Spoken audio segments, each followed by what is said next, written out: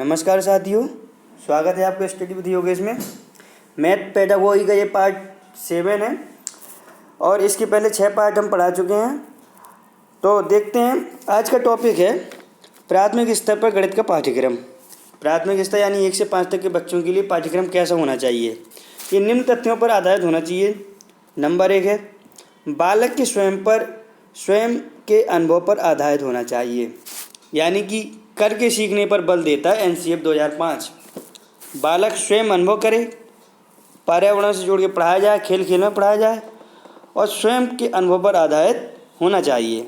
बालक की जिज्ञासा को शांत करने वाला होना चाहिए। अगर बालक के मन में कोई जिज्ञासा आ रही है कि अगर 1 को 1 2 होते हैं, 1 को 1 3 क्यों नहीं हो सकते, तो हमें उसको डांट नहीं देना कि नहीं ऐसा नहीं होता है, बैठ जा चुपचाप।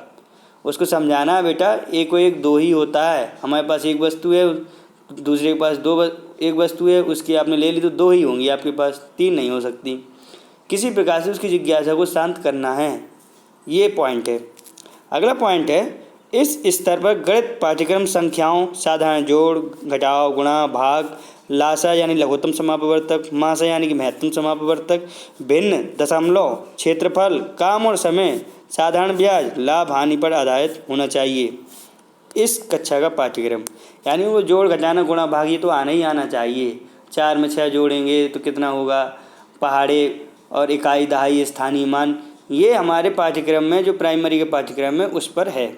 अब पाठ्यक्रम विभिन्न आकृतियों, त्रिभुज, चतुर्भुज आदि के ज्ञान पर आधारित होना चाहिए।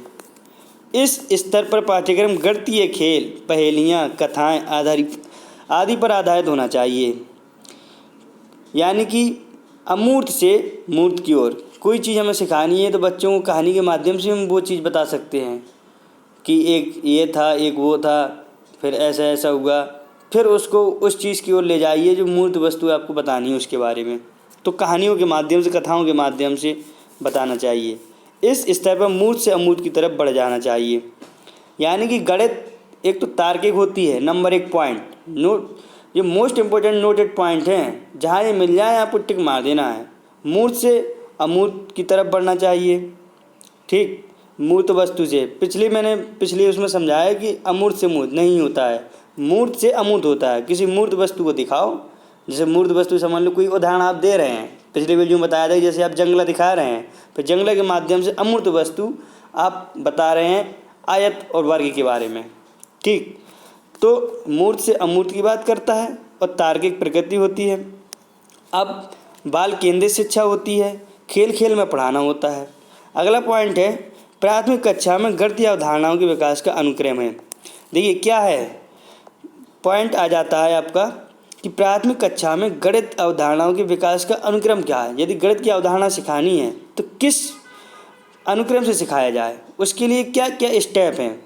तो इसके लिए 4 स्टेप हैं आपके, ये स्टेप आपको क्रम से याद रखने होंगे। ये प्रश्न कई बार आ चुका है, ये इम्पोर्टेंट है, मोस्ट इम्पोर्टेंट है। सबसे पहले तो अनुभव प्रदान करना, भाषा के माध्यम से समझाना, चित्र के द्वारा समझाना और प्रतीकात्मक प्रतिनिधित्व का उपयोग करना, यानी कि अनुभव प्रदान करना।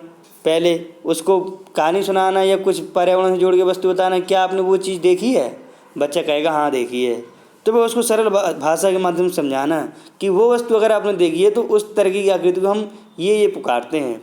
फिर उसको ब्लैक बोर्ड का यूज करके या TLM का यूज करके चित्र के द्वारा समझाना और फिर उसका प्रतीक बताना कि इसको इससे प्रदर्शित करते हैं, प्लस को, जोड़ को प्लस से, घटाव को माइनस से, इस चिन्ह से प्रदर्शित करते हैं। इस प्रकार से प्रतीकात्मक प्रतिनिधित्व का उपयोग करना।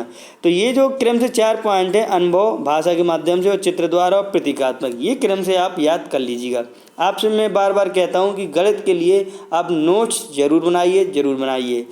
आपको मैं बता दूँ, मैथ पेडागोगी 15 नंबर की आती है और 15 नंबर की आपकी आती अंकगणित, बीजगणित।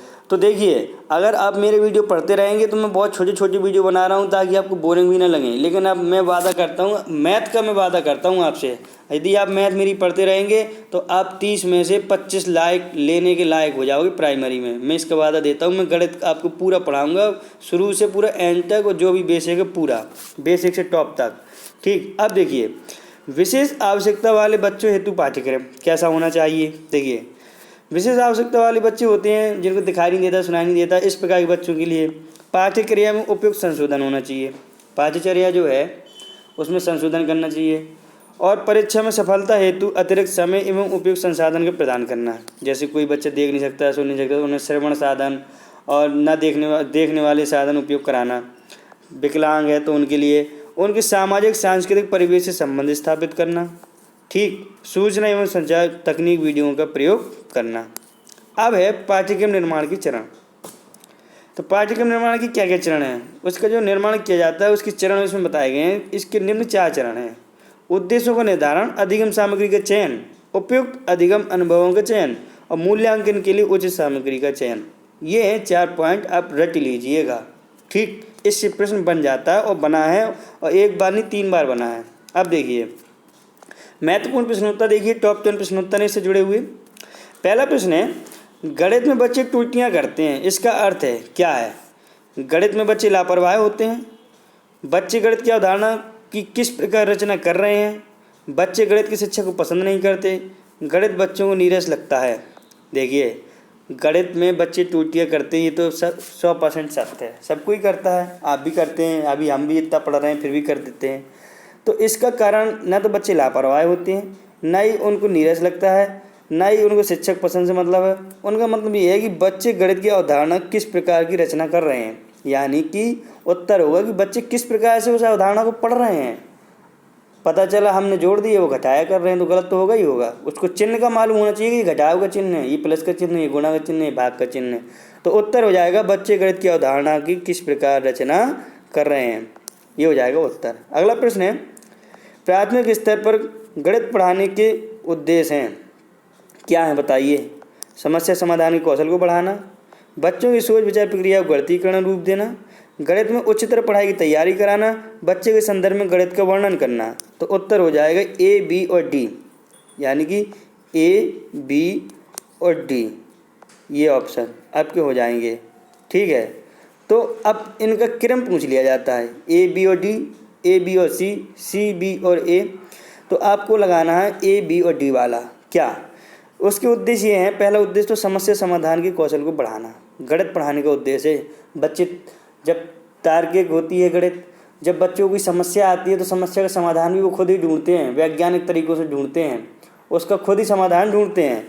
और बच्चे की सोच विचार प्रक्रिया को गणितीय रूप देना और बच्चे के संदर्भ में गणित का वर्णन करना, ये हो जाएंगे। अब अगला प्रश्न है, देखिए साथियों, ये जो मैं आपको प्रश्न दे रहा हूँ ये सब मोस्ट इंपोर्टेंट प्रश्न है। कहीं ना कहीं राजस्थान टेट में, कहीं यूपी टेट में, कहीं सी टेट में ही आए हुए प्रश्न हैं, और सबसे ज़्यादा मोस्ट इंपोर्टेंट ये सी टेट में ही लगभग आए हुए हैं। गणित की प्रकृति कैसी है तो आपको मालूम ही है, तार्किक, ये तो आपको याद ही हो गया।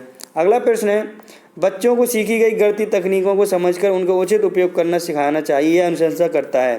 पढ़ लीजिए पहले ध्यान से, बच्चों को सीखी गई गणितीय तकनीकों को समझकर उनका उचित उपयोग करना। बच्चों ने जो तकनीकी सीखी हैं उनका किस प्रकार से उनका उपयोग करके, यानी कि जो चीज़ बच्चे को आती है उससे जोड़कर बच्चे को पढ़ाना और सिखाना, ये अनुशंसा कौन करता है, कौन कहता है। एनसीएफ 2005 कहता है, एनसीएफ 1988 कहते हैं, 1975 कहता है, या 2000 कहता है। तो देखिए एनसीएफ 2005 ये अनुशंसा करता है कि बच्चों को उनको पर्यावरण से जोड़कर, पुरानी अवधारणाओं से जोड़कर पढ़ाया जाए, जो पुराना ज्ञान है उनसे जोड़कर उसके आधार पर पढ़ाया जाए, ये करता है एनसीएफ 2005।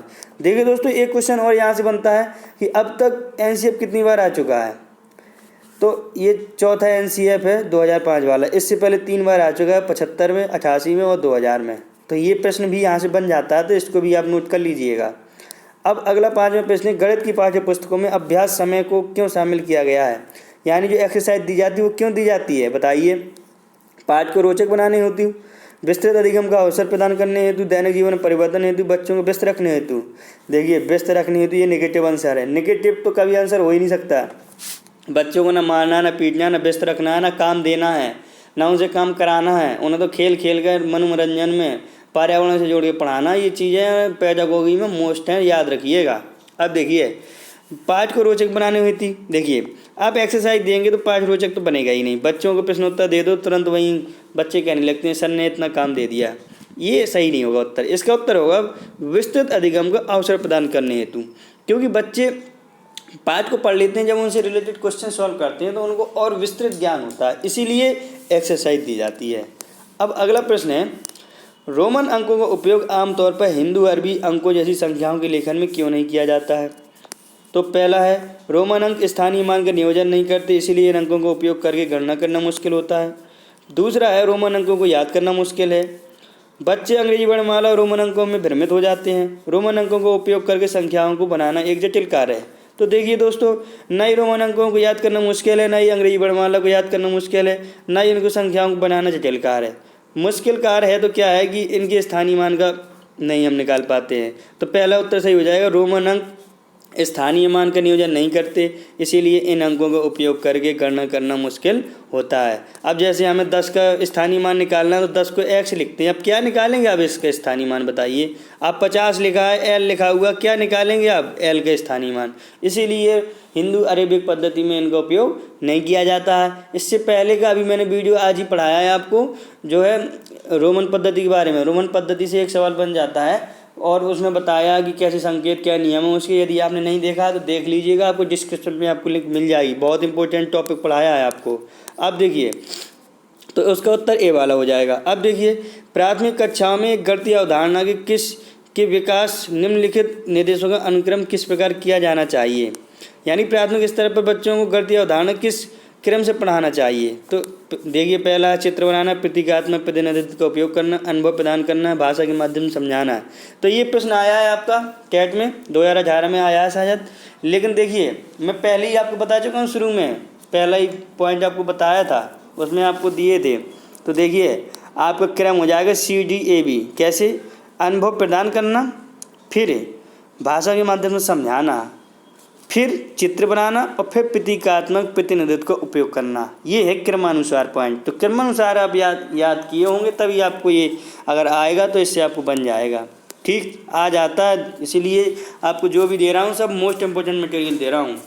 NCF 2005 बल देता है रटने पर, करके सीखने पर, सूत्र याद करने पर, सवाल हल करने पर। तो देखिए, प्राइमरी में सूत्र याद करना तो कुछ है ही नहीं, सूत्र नाम की चीज़ कोई है ही नहीं, रटाना बिल्कुल है ही नहीं, सवाल उनसे हल कराने हैं ही नहीं, उन्हें तो हमें बताना है, वही काम वहीं पर समझा के पढ़ाना है। तो आपका हो जाएगा करके सीखने पर बल देता है NCF 2005। ठीक। 9वां प्रश्न है, मनुष्य के जीवन की गतिविधियों में गणित का सर्वाधिक उपयोग होता है, वह है सांस्कृतिक, मनोवैज्ञानिक, सामाजिक, आर्थिक। उत्तर हो जाएगा सामाजिक। अब देखिए, यहाँ कैसे कंफ्यूज कर देता है। मनुष्य के जीवन में, यहाँ मनुष्य की बात कर रहा है, यहाँ प्राथमिक स्तर की बात नहीं कर रहा। मनुष्य के जीवन में गतिविधियों में गणित का सर्वाधिक उपयोग कहाँ होता है? मनुष्य कहाँ उपयोग करता है गणित का? तो भैया अपने सामाजिक जीवन में प्रयोग करता है। कैसे? मापन में, तौल में, कहीं जा रहा है तो उसको कितनी रुपए की चीज़ चाहिए, कितनी किलो चाहिए, कितने ग्राम चाहिए, तो ये सामाजिक उपयोग ही तो है सब। अब प्राइमरी की बात कर दे तो प्राथमिक स्तर पर गणित का क्या महत्व है? सांस्कृतिक, सामाजिक, धार्मिक, मानसिक। तो उत्तर हो जाएगा मानसिक। देखिए, प्राथमिक स्तर पर बच्चों को गणित इसलिए पढ़ाई जाती है ताकि उनका तार्किक ज्ञान बढ़ सके, वो विचार प्रक्रिया उनकी बढ़ सके, विचार करने की क्षमता बढ़ सके। ठीक। तो जब प्राथमिक स्तर की बात करें तो उत्तर हो जाएगा मानसिक, और जब बात करें मानव के संपूर्ण जीवन की तो हो जाएगा सामाजिक। ये ध्यान रखिएगा, ये दोनों प्रश्न आए हुए हैं आपके CTET में, 2 बार आए हुए हैं, इसीलिए आप लोग इनको अच्छे समझिए, यहीं पर आपको कंफ्यूज कर देता है। तो यह थे आज के टॉप 10 क्वेश्चन। मिलते हैं अगले वीडियो में नई टॉपिक के साथ। धन्यवाद साथियों, जय हिंद।